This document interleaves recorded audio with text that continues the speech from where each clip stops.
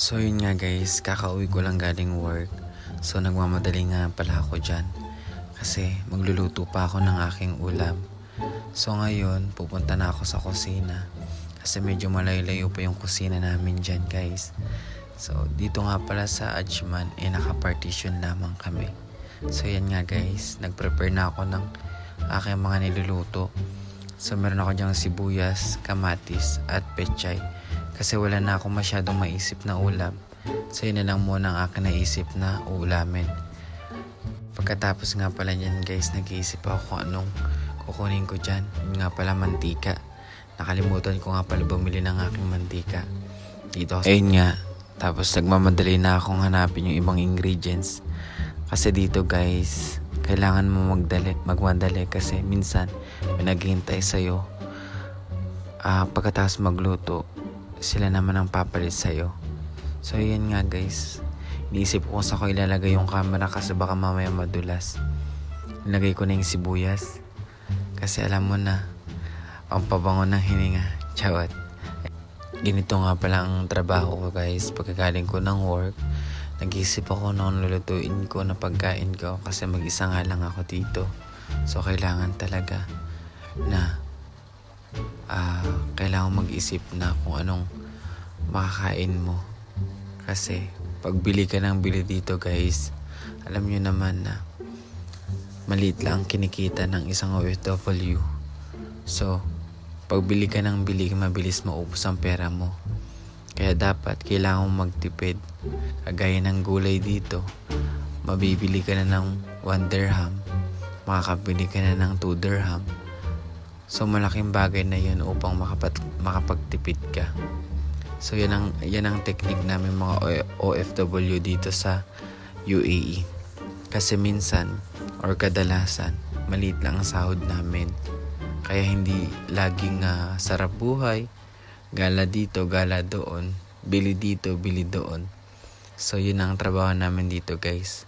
Kailangan pagka uwi mo, mag-isip ka agad ng anong kakainin mo. Kasi ikaw lang tutulong sa sarili mo para mabuhay ka dito. Lalo na't may sinusuportahan ka sa Pinas kagaya ko. So yun na nga guys, sinanapan ko ng pwesto ang aking cellphone kasi baka malaglag. Mahirap na. Sarap ng niluluto ko dyan guys. Kamatis na may sibuyas, white onion, and pechay. Tapos ang sahog lang dyan guys is asin, bechin, paminta. Yan lang naisip kong ulam ngayon kasi masyado ng late guys. So wala na akong maisip na ibang lutuin. Sayang naman kung bibili pa ako. Lalo na ngayon kailangan naming magtipid. Kailangan ko magtipid. Kasi mahirap na guys. Kaya kailangan mo mag-ipon para din sa kinabukasan mo. Yan nga guys, minekos-mekos ko ng aking pagkain. At ihalo ko na yung pechay guys para mabilis maluto. Yan nga guys, nilagay ko na yung aking pechay.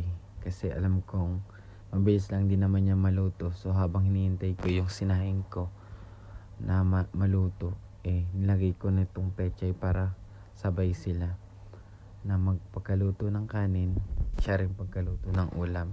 Kaya habang mainit-init pa yung kanin ko, kakaluto lang din ng ulam ko. Diba guys? Ganun lang ang technique dito. Kaya sa mga OFW na nakaka-relate sa akin, kaway-kaway kayo dyan. So yun na nga guys, ang sarap. Pinakita ko pa sa inyo kasi alam ko magugustuhan nyo din yan. Sa mga OFW na kagaya ko na nakaka-relate sa akin. Kasi pag uwi mo, kailangan mo magluto. Kailangan mo mag-asikaso para sa sarili mo. Para makakain ka. Para pagkatapos mong kumain, tutulog ka na lang. Ganun lang ang trabaho namin dito guys. Kasi masyado nang late kaya yan lang naisip kong gawain. Habang nagluto ako, naghuhugas na rin pala ako dyan guys. Kasi alam kong may naghihintay sa akin pagkatapos ko magluto. Kaya alam kong minadali ko na ang pagluluto dyan guys. Kasi kagaya nga ng sinabi ko, naka-partition lang kami. So marami kaming kabayan na nakatira dito sa isang building. hindi lang ako ang gagamit ng kusina, hindi lang ako ang gagamit ng washing, ng bathroom. Kaya kailangan talaga may oras. Kailangan talaga na nakahanda ka sa mga bagay na alam mo yun. Kaya sa mga kagaya ko yan, comment section. Saan lugar ba kayo? United Arab. So, pwede ba tayo pag sumikat na ako? Tsawa. Bigla tuloy ako napaisip at ang tagal niluluto ko. Yun pala ang tagal ko mag-edit. So ayun nga guys, sinalo-halo ko ulit siya. Minekos-mekos ko.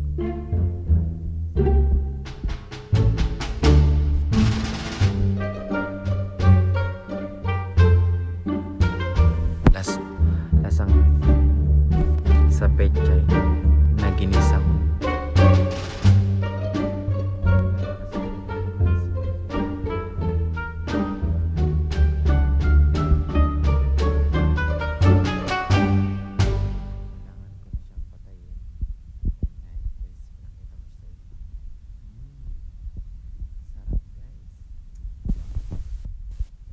Papasok na tayo niyan.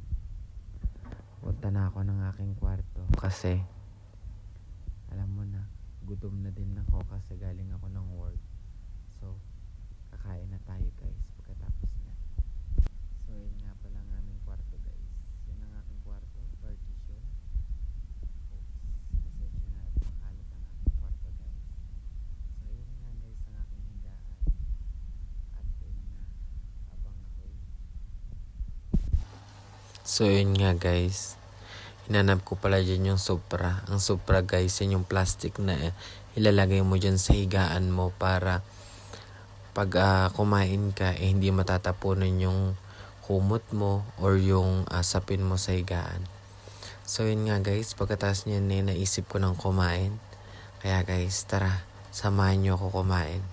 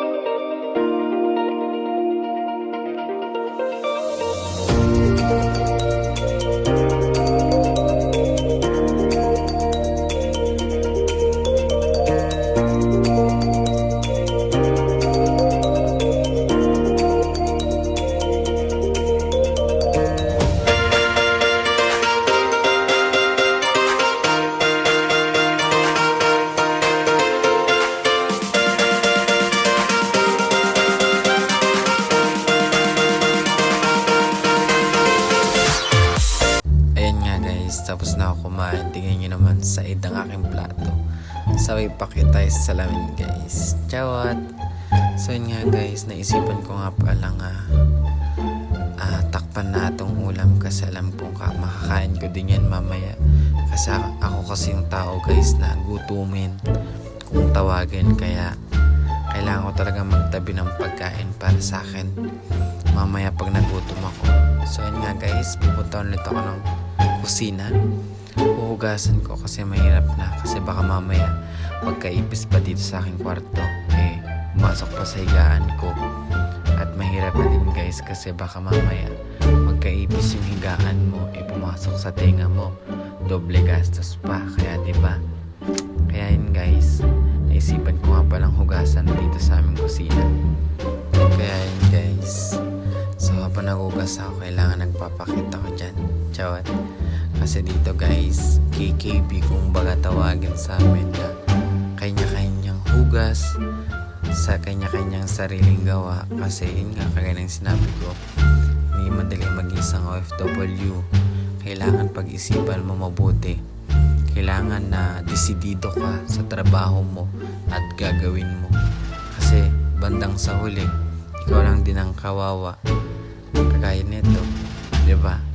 Hindi mo akalain na, at hindi ko rin akalain na makakarating ako sa bansang UAE nang ako lang, wala akong kakilala. So, kailangan talaga sariling sikap lahat ng mga bagay dito sa bansang United Arab Emirates. Yan guys, alam ko na marami sa inyo gustong mag-abroad, pero hindi alam ng karamihan na mahirap pala mag-abroad dahil hindi pa nila nararanasan. Pagkatapos ko maghugas, ay nais ko ng aking higaan kasi habang ako tapos na sa aking mga gawain, tapos na din ako kumain at ako'y magpapahinga. Alam guys, pagkatapos mo kumain, ang sarap magpahinga kasi busog ka na, wala ka nang iisipin gagawin. Kaya binubuksan ko ng aking pampatulog, ang aking ilaw guys. Dito kasi kailangan ko ng may ilaw kasi pag madilim, parang marami ako napapaginipan. Kaya bumili ako ng ilaw na, alam mo yun, para kahit papaano may nakikita ako sa dilim. At ang napili kong kulay ay violet guys. So maganda kasi siya sa paningin. Kaya yan, tapos na ako guys. Humiga na ako. Ayan na guys. Bye-bye.